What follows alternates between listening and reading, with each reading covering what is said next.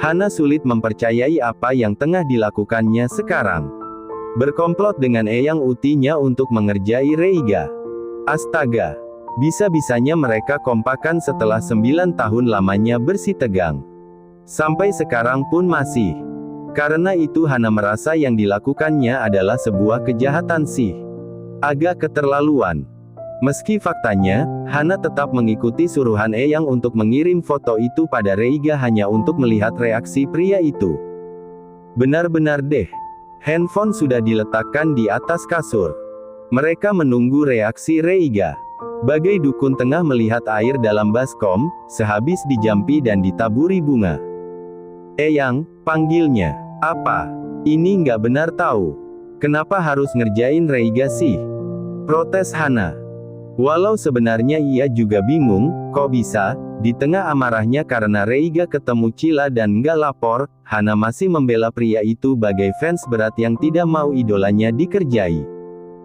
Ditambah lagi, logikanya yang sekarang tengah ngenyek pada dirinya yang sangat tidak patut mencemburui foto yang sangat amat biasa itu.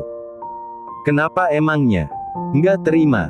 Jadi perempuan itu jangan buta-buta banget, Han, ujar Eyang sinis. Hana berdecak. Hana nggak buta seperti yang Eyang bilang ya, sebal Hana cepat. Eyang mencibir. Bukannya kamu bilang perempuan ini mantannya? Cinta pertamanya. Kamu sadar nggak sih, yang kamu hadapi ini apa? Jangan naif. Hana merengut dengan muka masam. Ini kenapa dia malah terintimidasi karakter superior Eyang Uti yang memang selalu kuat dan menakutkan. Masa lalu. Tukas Hana seraya bersidekap. Kamu tahu nggak, kehebatan masa lalu? Cie, pengalaman dari Akung ya. Sindir Hana sekaligus meledek Eyang Utinya. Mbo Minjo terkekeh. Eyang Uti terperangah. Sikap dan sifat Hana ini membuktikan bahwa darahnya memang mengalir deras, pekat, di dalam tubuh cucunya ini. Sekaligus menyentil akan betapa menyebalkannya ia ternyata. Eyang tabok ya, tukas Eyang Uti. Hana sekarang juga ban hitam loh, yang, bangga Hana dengan muka menyebalkan. Eyang Uti mendesis sebal, dengan mata melirik sewot. Seenggaknya, Eyang sudah membuktikan kalau Eyang menang atas masa lalu Akung. Kamu mana? Angku Eyang. Hana berdecak. Ia mengangkat jemari tangan kirinya menunjukkan cincin berlian di jari manis tangan kirinya. Eyang Uti terpana. Pinter juga tuh anak pilihnya, puji Eyang pada pilihan cincin Reiga. Hana udah dilamar loh, Yang. Bangga Hana. Eyang Uti mencibir dengan muka menyebalkan. Apa hebatnya dilamar secara pribadi? Pacarmu itu orang kaya raya, Hana. Cincin berlian seperti ini sih nggak ada artinya buat dia. Bukan hal besar.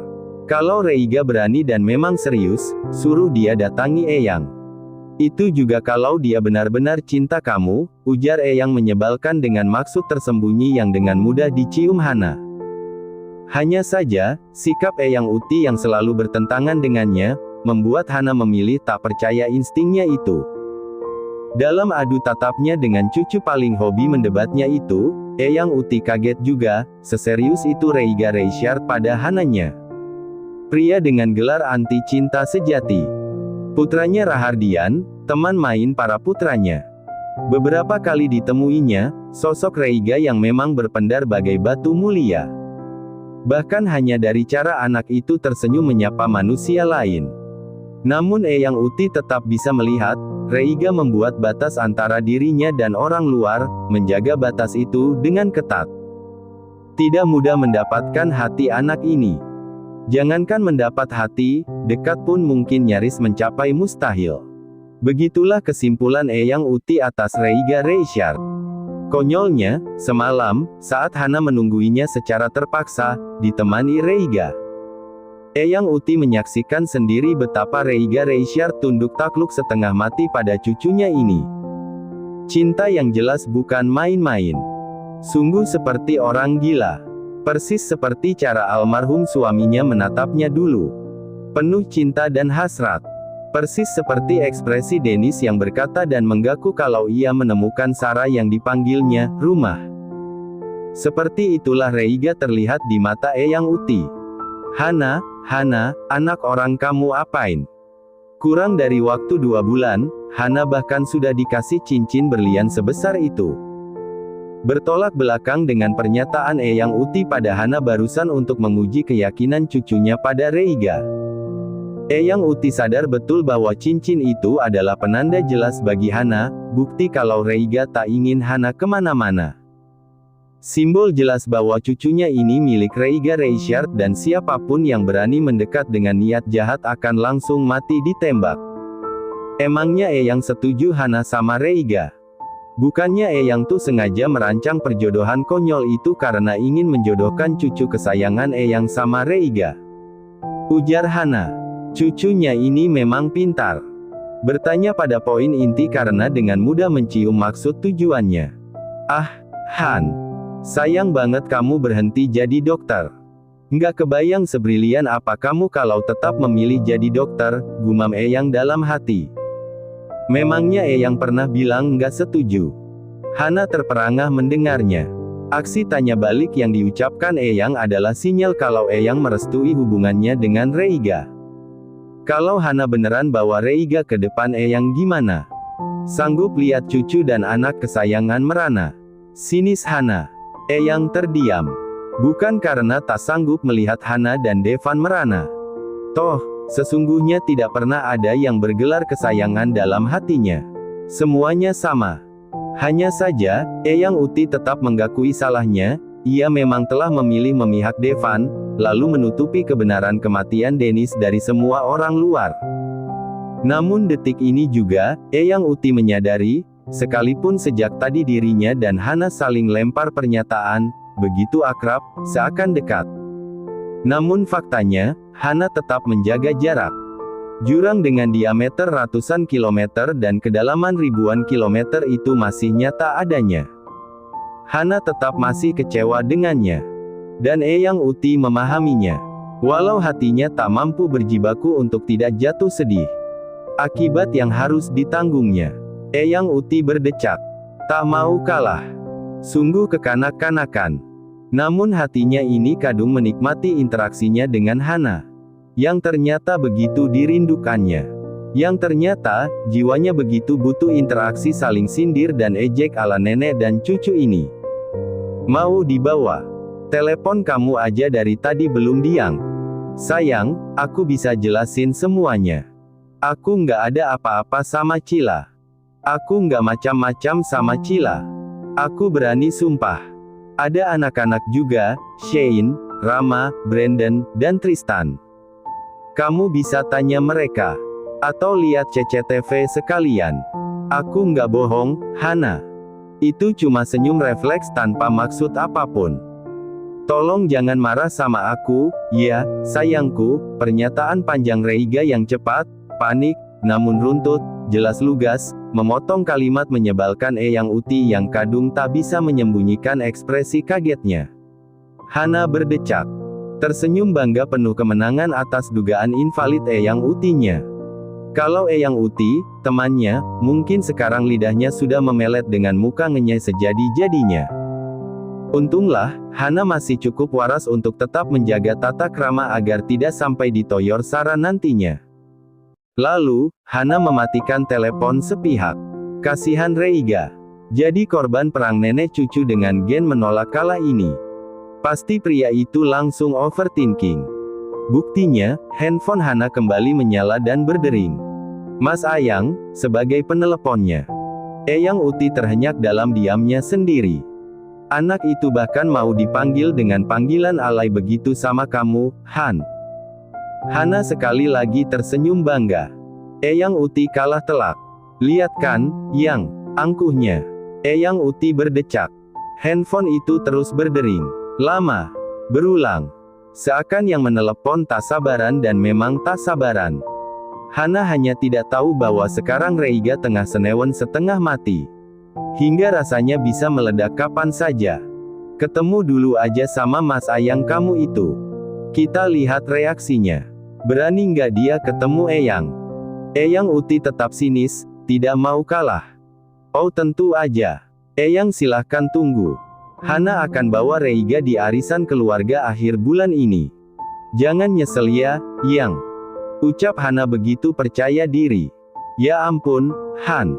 Sikap menyebalkan dan nggak mau kalahnya kamu ini beneran mirip Eyang. Nggak ngebuang sama sekali, runtuk Eyang Uti dalam hati. Telepon itu terus berdering. Reiga terus meneleponnya. Tung, Mas Ayang. Sayang, please angkat teleponnya. Aku udah mau gila di sini. Tung, Mas Ayang. Adriane Hana, angkat, sayangku. Jangan giniin aku. Tuhan. Aku beneran nggak ngapa-ngapain sama Cila. Tung, Mas Ayang. Kamu di mana? Auko cana akarana iwao. Dan lagi. Hana tetap tidak mengangkatnya. Antara memang ingin mengerjai cowok kesayangannya itu. Hana juga ingin menunjukkan pada Eyang bahwa Reiganya bukan cowok remeh yang lemah sama mantan, sama cinta pertama. Reiga Rahardian Reisyard mencintainya, hanya dia. Tanpa tapi. Tung, Mas Ayang. Hana sayang. Aku gila beneran ini. Astaga. Dan rasanya itu cukup untuk membuat Hana akhirnya memutuskan membalas rentetan pesan frustasi yang dikirimkan padanya sejak tadi. Serta menjawab tantangan Eyang Uti. Hana ditantang. Maka jawabannya adalah iya. Bangsat. Umpat Reiga kesal. Rasanya ia ingin melempar handphone miliknya agar hancur karena sejak tadi Hana tidak mengangkat teleponnya. 4 sahabatnya yang berdiri di belakangnya dalam lift ini sampai saling adu pandang dan berakhir saling angkat bahu, tak mengerti apa yang terjadi. Kenapa, Nyet? Tanya Rama seraya berjalan satu langkah dengan tangan kiri menepuk bahu kanan Reiga. Ada anjing yang motret gue sama Cila dan dikirim ke Hana, marah Reiga. Nah kan? Apa gue bilang, celetuk Tristan dari pojok kanan lift. Shane menyenggol siku kiri Tristan. Si empunya siku langsung menoleh. Tanpa suara, Shane memberitahu Tristan kalau komentarnya tadi sungguh sangat memperkeruh suasana hati Reiga yang buruk. Tristan menghela napas panjang. Shane memang benar. Gue tuntut juga nih Jim. Pekik Reiga. Buset. Lu mau tuntut gue, Rei? Ujar Brandon dengan muka kaget. Ia menatap muka bengong Reiga. Ha. Gumam Reiga. Haheho. Haheho. Ini Jim gue, Nyet. Saking paniknya ketahuan selingkuh, jadi amnesia lu. Seloroh Brandon yang menimbulkan senyum di wajah semua sahabatnya kecuali Reiga. Ia mendelik menatap Brandon. Anjing. Gue nggak selingkuh ya, Ndon. Yang jelas-jelas cipok tangan Cila dengan muka kal lu. Bukan gue. Jangan sembarangan ngomong lu. Gue beneran tuntut nih Jim, kampret. Reiga murka. Brandon ciut.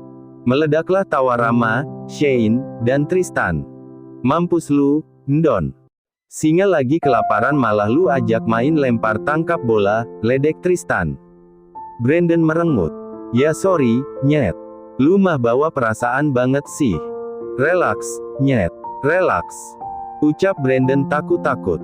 Playboy kelas berat kayak lu nggak akan tahu rasanya di ambang kehancuran, takut ditinggal, hanya salah langkah, Ndon. Rasanya sungguh anjing, nggak bisa ditanggulangi, dan sangat menyiksa, ujar Rama dengan sempurna menggambarkan perasaan Reiga sekarang. Kening Tristan mengerut. Ditangkapnya pernyataan bijaksana Rama barusan bukan karena Rama memang bijak apalagi peka terhadap lingkungan. Posisi si bijak sudah di tempat ini yo. Tristan menyenggol siku kanan Shane. Sahabatnya cuma nyengir. Dengan tanpa suara lagi, Shane berkata, nanti gue kasih tahu, pada Tristan yang langsung paham. Dih, lu kenapa, Ram? Jadi ikutan angker. Selingkuh juga lu. Ucap Brandon dengan mulut isengnya yang langsung diganjar tatapan mata predator yang menempati posisi puncak rantai makanan, yang kini siap menelannya hidup-hidup. Si anjing. Kompak Rama dan Reiga mengumpat Brandon yang refleks mundur satu langkah ke belakang, saking takutnya, diiringi backsound tawa puas Tristan dan Shane. Jaga mulut kampret lu itu ya, Ndon. Gue nggak selingkuh, Jing. Reiga murka. Anjing emang lu, Ndon. Tambah Rama sama murkanya. Sungguh ia tidak diterima dengan ucapan selingkuh asal dari mulut Brandon. Buset dah. Ampun, Bang Rama, Mas Ayang, Brandon masih membumbui sekuali kemurkaan Reiga yang bercampur dengan sepanci murkanya Rama. Reiga berdecak sebal bersama Rama. Magic apaan ya, yang dipakai Hana sama Krisa, sampai bisa jinakin T-Rex sama Megalodon kayak lu berdua, celetuk Tristan. Reiga dan Rama menoleh cepat. Tatapan mereka sama sekali tak bersahabat. Tristan mengkeret. Shane tertawa tanpa suara. Diem lu, Tan. Seru mereka bersamaan. Ampun, Bang DJ, refleks Tristan berkata dengan wajah tercengang. Dering handphone Reiga menyita perhatian mereka semua. Reiga begitu cepat melihat siapa peneleponnya. Love of my life. Gumam Shane menyuarakan penelepon. Siapa lagi kalau bukan Adriane Hana? Love of my life-nya seorang Reiga Richard. Reiga tanpa babi bu lagi, langsung mengangkat telepon itu, dan tanpa menunggu Hana bersuara, kalimat panjang itu diucapkannya. Sungguh takut dirinya, apabila Hana sampai marah dan berpaling seperti yang dilihatnya di bilik mandi washroom gym ini. Sayang, aku bisa jelasin semuanya. Aku nggak ada apa-apa sama Cila. Aku nggak macam-macam sama Cila. Aku berani sumpah. Ada anak-anak juga, Shane, Rama, Brandon, dan Tristan. Kamu bisa tanya mereka. Atau lihat CCTV sekalian. Aku nggak bohong, Hana. Itu cuma senyum refleks tanpa maksud apapun. Tolong jangan marah sama aku, ya, sayangku. Tapi bukannya mendapatkan jawaban. Sambungan telepon itu diputus Hana sepihak. Jantung Reiga nyelos dan berhenti detik juga. Anjing, umpatnya. Muka murkanya itu bahkan menakuti Rama sekarang. Empat temannya hanya saling lihat. Siapapun yang melakukan ini, jelas akan mati di tangan Reiga. Dibantai tanpa ampun. Reiga terus menghubungi Hana. Lagi dan lagi. Terus dan terus. Tanpa henti. Berulang. Sampai right or die-nya itu mengangkat kembali teleponnya. Hasilnya nihil. Usaha Reiga tak putus di sana. Ia mengirim pesan beruntun pada Hana. Lalu meneleponnya lagi. Lalu mengirim pesan lagi. Begitu saja, terus, dan berulang. Tentu dengan wajah frustasinya yang begitu kentara. Kelakuan Reiga sekarang persis seperti lirik lagu bagian chorus Taylor Swift di album Reputation berjudul Don't Blame Me. Reiga sudah tidak peduli yang lainnya. Masa bodoh. RIP rasa malu, gengsi, harga diri. Reiga sungguh sangat sudah tak peduli. Demi Tuhan, ia tidak ingin kehilangan Hana. Tidak akan kehilangan Hana. Tung. Dering notifikasi pesan masuk itu membuat mata Reiga membuka seakan menemukan harta karun satu goa yang tak ternilai. Ia membukanya. Love of my life. Aku tunggu penjelasan kamu di townhouse. Sekarang juga, Richard. Ting. Pintu lift terbuka. Tepat di basement, parkiran gedung gym. Reiga berjalan keluar secepat kilat. Isi pesan Hana bagaikan titah yang harus segera ditunaikannya. Buset. Cepet amat, tukas Brandon takjub. Jangan ngeyel lagi deh lu, Ndon. Ucap Shane menghentikan mulut resek Brandon sebelum bernasib jadi bual-bualan Reiga malam ini. Langkah Reiga terhenti. Ia berbalik dengan mata tajam. Serem amat, desau Brandon. Memang seseram itu tatapan Reiga sekarang.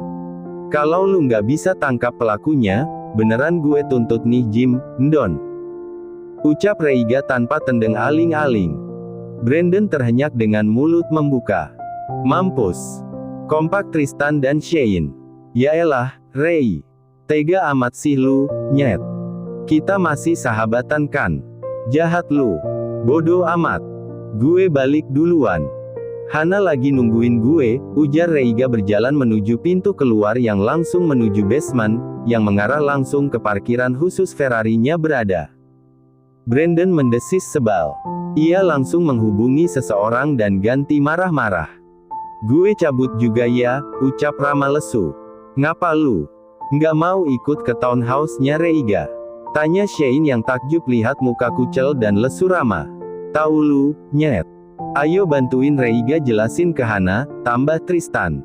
Rama menghela napas. Nggak sanggup gue, tukas Rama frustasi. Dahi Tristan mengerut dalam. Maksudnya nggak sanggup apaan sih, Ram? Bingung Tristan. Shein menatap Rama kasihan. Lalu, membiarkan Rama pulang tanpa meninggalkan penjelasan untuk Tristan yang merengut karena dicuekin. Masalah yang dihadapi Rama pun tengah pelik. Kehilangan Krisa bahkan sebelum memulai apapun. Tidak seberuntung Reiga. Hanya Shein yang baru tahu fakta durjana ini. Baiklah, selesai masalah ini, Shein bertekad akan berkoalisi dengan Hana untuk menyatukan dua sutet tegangan tinggi bernama Rama dan Krisa. Kasihan dengan Rama. Si paling kaku ngomong I love you, tapi kalau udah cinta, begonya bisa nggak tertolong. Hai, Rei, sapa Cila sumringah begitu langkahnya berpapasan dengan Reiga di depan pintu keluar gedung menuju basement. Bukannya menjawab, Reiga hanya memberikan sebuah lirikan tak ramah yang mengatupkan bibir Cila yang tadinya tersenyum lebar itu. Mungkin gadis itu sudah lama tak bersua dengan Reiga. Tapi ia masih ingat betul ciri khas manusia kalem ini jika sudah murka. Murka ya. Cila mengkerat. Menjauh dari gue. Sinis Reiga dengan low tone ke arah Cila. Bahkan tanpa menghentikan langkahnya. Cila terhenyak. Reiga sukses membuatnya merasa seperti serangga pengganggu yang harus disingkirkan. Belum pernah harga dirinya seterluka ini. Apa ini manusia yang sama, yang dulu sampai berkelahi dengan sahabat sendiri demi membelanya? Sehebat itukah Adriane Hana? Sampai bukan hanya membuat Reiga ateis akan perempuan lain. Tapi, menghapus pasal 1 legenda cinta pertama, serta mengecualikan Reiga pada belenggu kutukan cinta pertama yang biasanya selalu berhasil merusak hubungan baru seindah apapun itu. Dan Cila tahu sekali, kemarahan ini pasti berasal dari foto yang diambil oleh orang suruhannya. Iya, orang suruhannya. Menjauh dari gue, ledek Tristan dan Shein bersamaan, menirukan Reiga, begitu melewati Cila yang langsung memberikan tatapan tajam. Cila mendesis. Udah, Cil, jangan ambil pusing, ujar Brandon sudah merangkul Cila seenaknya. Gile, luwes banget tuh tangan lu, Ndon, tukas Tristan takjub. Cila menghempaskan tangan kiri Brandon. Shein dan Tristan mentertawainya. Jangan sembarangan pegang-pegang ya lu, Ndon. Galak Cila. Brandon nyengir. Santai, Cil, ujar Brandon. Perbuatan lu barusan bisa gue laporin. Ancam Cila. Brandon berdecak. Kayaknya lu duluan deh yang gue laporin, ujar Brandon menghentikan cengar-cengirnya. Berganti wajah serius yang jarang diperlihatkannya. Shein dan Tristan sampai memasang ekspresi wow. Maksud lu apa? Lu kan yang motret. Ralat. Orang suruhan lu yang motret, tebak Brandon meski ia masih menunggu laporan CCTV dari karyawannya. Serta buku tamu hari ini. Cila tertegun. Namun ia tidak akan semudah itu menggakuinya. Dia adalah Cila Adi Gunawan. Si yang tak pernah kalah dan tak mau menggaku kalah dengan siapapun. Jangan asal tuduh lu, Ndon. Gue emang belum punya bukti, tapi gue kenal lu, Cil, tukas Brandon. Tahu lu, Cil.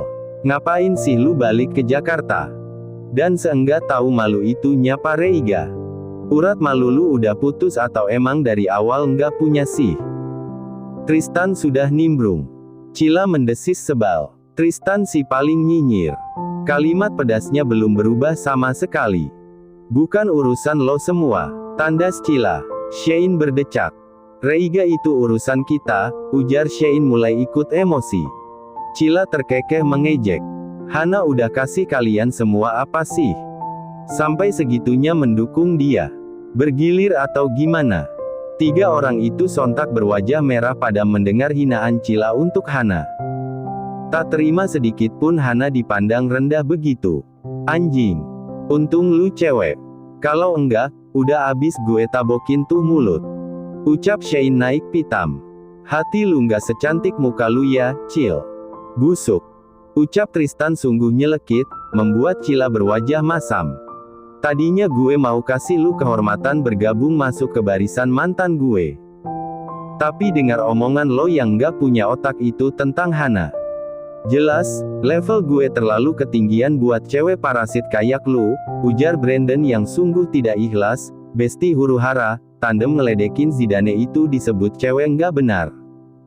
Shane dan Tristan spontan bertepuk tangan pada narsisnya kalimat Brandon yang jelas menamparkan Cila begitu keras bak ajian tenaga dalam di film kolosal. Inilah mengapa dari dulu gue nggak suka sama kalian, tandas Cila. Mereka bertiga berdecak dengan kompak. Lah, lu kira kita semua suka sama lu, Cila Cilung? Pekik mereka bersamaan membungkam Cila. Kalau nggak karena Reiga, najis banget gue ramah sama nyi pelet kayak lu. Ucap Tristan emosi. Setuju. Kompak Brandon dan Shane sambil mengangguk. Balik sono ke Sydney. Merusak pemandangan tahu nggak lu? Tambah Tristan dengan muka sebal. Setuju. Brandon dan Shane sekali lagi kompak. Belum aja kalau Reiga sampai tahu lu pelakunya. Abis lu nanti. Ujar Tristan. Oh ya, masa sih? Sahut Cila menyebalkan. Tiga pria itu tercengang dengan kepercayaan diri Cila yang menyentuh tidak tahu malu itu. Dulu gue pernah kalahin kalian. Sekarang pun gue yakin gue bisa, tukas Cila bersidekap dan menatap Tristan, Shane, dan Brandon bergantian dengan mimik mengejek. Sungguh tidak habis pikir. Lihat aja nanti. Pertunjukan ini baru akan dimulai, dan gue adalah pemeran utamanya. Bukan Adriane Hana. Tandas Cila dengan mata mendelik nyaris keluar. Tiga orang pria itu sungguh tak mampu berkata-kata menandingi ketidaktahumaluan milik Cila yang kini sudah masuk ke lift. Tristan berdecak. Shane tertawa canggung. Baru pertama kali gue seenek ini sama cewek. Biasanya doyan-doyan aja, ucap Brandon bagai abis menonton film fiksi ilmiah yang menghempaskan akal sehatnya. Nggak abis Fikri sih tuh lampir satu. Kok bisa ya, si Reiga, dulu demen banget sama tuh manusia, tukas Tristan tak percaya.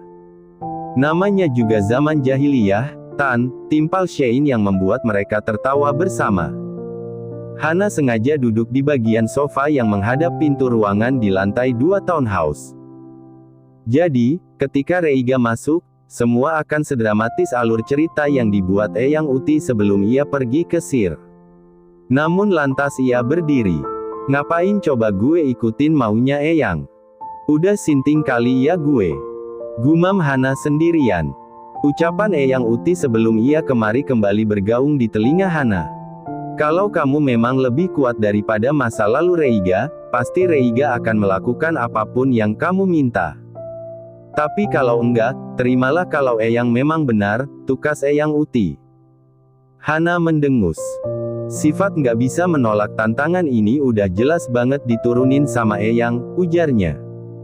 Heran, kenapa bisa semudah itu gue ngobrol sama Eyang? Ya, Hana kira, ia tidak akan pernah bisa lagi bicara sehilarius, begitu hidup, dan ekspresif seperti yang baru saja dilakukannya dengan Eyang Uti tadi. Bibirnya menolak untuk tidak menyunggingkan senyum tipis yang kini terpasang di wajahnya. You do love her, pretty, gumam Dennis tersenyum melihat Hana dan mamanya perlahan mulai menemukan value kedekatan mereka yang terkubur sembilu. KRETT. Itu Reiga. Datang dengan napas terengah. Masih memegang panel pintu. Tadi ia memang lari begitu keluar mobil, apalagi setelah melihat mobil Hana sudah ada. Menunggu pintu lift terbuka saja, Reiga tak sanggup. Ia kadung lari, menaiki tangga menuju lantai 2. Ekspresi panik, cemas, dan takut yang campur aduk terpampang nyata di wajahnya. Han, lirihnya dengan suara tercekat, peluh yang mulai membasahi pelipis kanan kirinya. Entah itu karena adrenalin yang tengah berpacu di tubuhnya atau manuver lari menaiki tangga yang dia lakukan, atau mungkin keduanya. Yang jelas, yang Reiga tahu, ia tidak mau Hana salah paham. Ah, tidak. Hana terperanjat sendiri melihat kedatangan Reiga. Muka memelas, lelah, dan takut Reiga membuat Hana kasihan sekaligus ingin menjahili Reiga. Jujur, ia pun sangat ingin tahu posisi dirinya dalam hidup CEO Reichard Corporation ini. Apa posisinya jauh lebih tinggi ketimbang masa lalu Reiga bersama cinta pertamanya yang bernama Cila. Hana duduk bersidekap. Dengan muka datar, samar tampak marah. Kaki kanan disilangkannya ke atas kaki kiri. Menatap lurus ke arah Reiga yang jelas 100% sudah kemakan akting brilian peraih 3 piala citra itu. Hana, sayang, aku berani sumpah. Aku nggak macam-macam sama Cila. Dia sapa aku. Aku refleks senyum. Nggak lebih. Nggak kurang. Aku sayangnya kamu, Han, sayangku, cintaku. Reiga mulai memborbardir Hana dengan bujukan agar pacarnya itu tidak marah. Pria itu mendekat. Hana tak menjawab apapun. Suasana sungguh mencekam bagi Reiga. Gimana rasanya ketemu mantan terindah? Sinis Hana. Mampus lu, Rei. Maki Reiga untuk dirinya sendiri dalam hati. Dia itu cuma mantan, sayang. Nggak ada kata terindahnya. Demi Tuhan, cuma kamu yang paling indah di hidup aku, Adriane Hana. Reiga mengatakannya begitu memelas. Hana terpana akan betapa terpampang nyatanya cinta Reiga untuknya. Sampai silau sendiri dan hampir meracau dalam pikiran. Untung dia orangnya fokus. Kalau tidak, mungkin Reiga sudah membaca semuanya. Reiga kembali mendekat. Berhenti di situ, Rei. Dingin Hana menghentikan langkah Reiga dengan muka terhenyak. Ngilu hatinya ini. Reiga hanya bisa terdiam dengan hati was-was. Oke, aku berhenti. Tapi jangan jauhin aku, ya, please. Aku mohon sama kamu, Hana. Aku cinta kamu. Cinta banget. Aku nggak bisa kehilangan kamu. Hana, percaya sama aku. Tukasnya sungguh putus asa. Kedua mata Reiga rasanya sudah berkaca. Pria itu mengusap wajahnya 2 kali. Menatap Hana dengan ekspresi memohon seperti ini adalah perihal hidup dan matinya, dan hanya Hana yang bisa menolongnya. Aku nggak bisa kayak gini, Rei. Aku mau kamu utuh tanpa tapi. Kalimat Hana sungguh bagai tiupan sangkakala yang mematikan segala macam jenis kehidupan di dunia milik Reiga. Pria itu termenung. Kakinya spontan melangkah sendiri, mendekati Hana. Aku memang buat kamu, Adriane Hana. UTUH, jiwa raga aku. Semua yang aku punya, hati aku, jiwa aku. Semuanya punya kamu. Aku cinta kamu, Hana. Dan aku nggak main-main. Aku serius. Reiga benar-benar frustasi dibuatnya. Buktiin. Kamu mau bukti apa? Hana berdiri. Kedua tangannya masih bersidekap. Ia menatap Reiga tanpa rasa kasihan. Berlutut di kaki aku, sekarang. Tandas Hana. Reiga terhenyak. Berlutut. Hana berdecak. Tukang bohong. Cemooh Hana dengan ekspresi sempurna yang ditelan Reiga mentah-mentah. Apa Reiga menolak? Apa Reiga merasa terhina? Oh tentu tidak. Reiga lebih memilih berlutut seharian daripada kehilangan Hana. Karena itu, tanpa berpikir lagi, setelah satu helaan napas panjang, kedua matanya yang mulai terasa perih karena pelupuk matanya yang mulai terisi air mata. Reiga membuang jauh harga dirinya, ia menjatuhkan kedua kakinya dan berlutut di depan Hana. Benar-benar berlutut di depan Hana. Hana. Sungguh ia terkejut bukan main. Sangat merasa bersalah pada perbuatan iseng kurang kerjaan suruhan Eyang Uti ini. Hana pun tidak pakai pikir 2 kali untuk menghampiri Reiga dan berlutut bersama. Reichard, ih. Kok mau-maunya sih ikutin maunya aku? Ujar Hana nggak enak. Kedua tangannya menangkup wajah kuyu Reiga.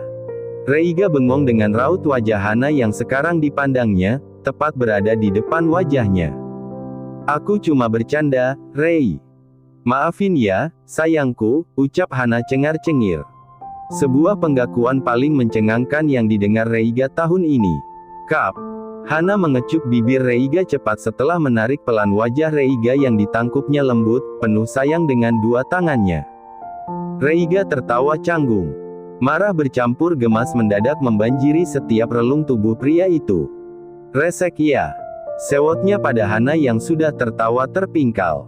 Reiga meraih Hana, yang langsung digelitiknya tanpa ampun. Hana yang paling tidak tahan kelitikan. Tidak tahan geli.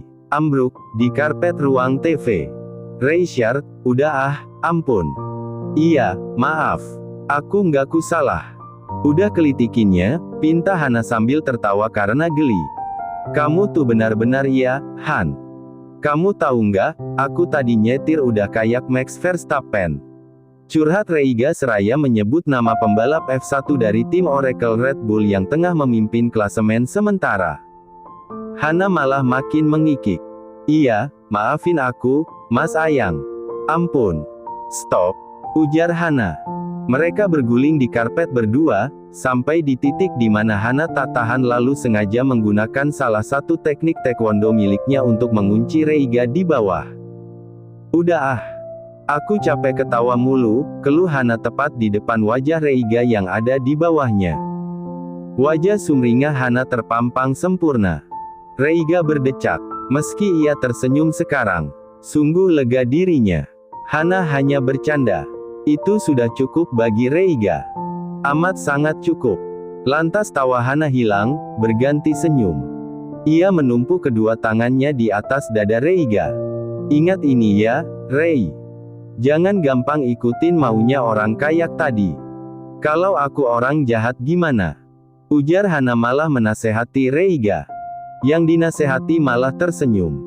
Reiga menyelipkan helaian rambut Hana yang jatuh ke depan wajah kesayangannya ini ke belakang telinga kiri. Serta menyangga kepalanya sendiri dengan tangan kiri. Menatap sayang Hana.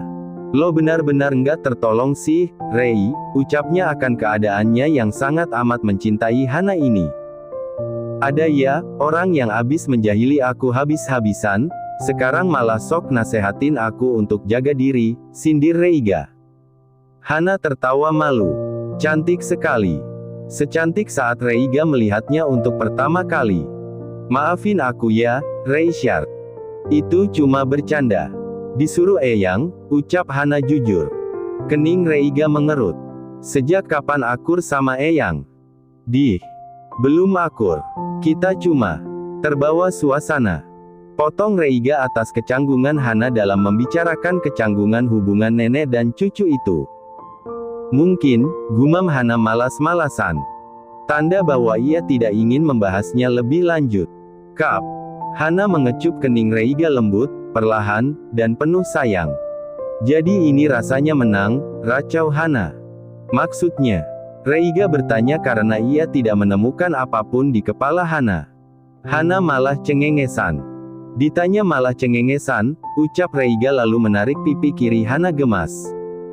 Sakit, Richard. Omel Hana sambil mengelus pipi kirinya. Reiga terkekeh. Ini sampai kapan mau di atas aku? Takut ada yang bangun sebelum kaki aku yang berdiri, ledek Reiga. Hana sontak mendelikkan mata. Pekik Hana dengan pipi merah merona. KRETTT. Astagfirullahaladzim memem. Koor Tristan, Shane, dan Brandon melihat posisi Hana dan Reiga yang memang mengundang salah paham. Di atas karpet, tindih-tindihan.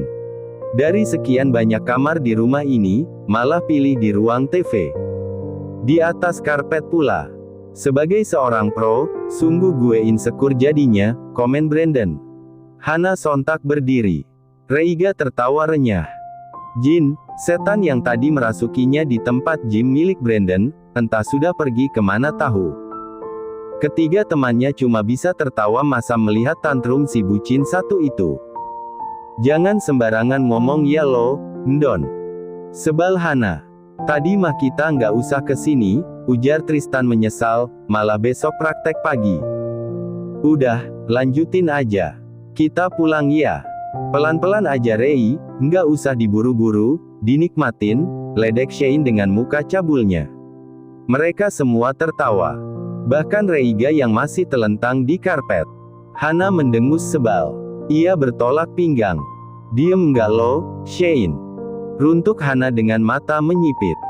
Terima kasih sudah menonton, guys.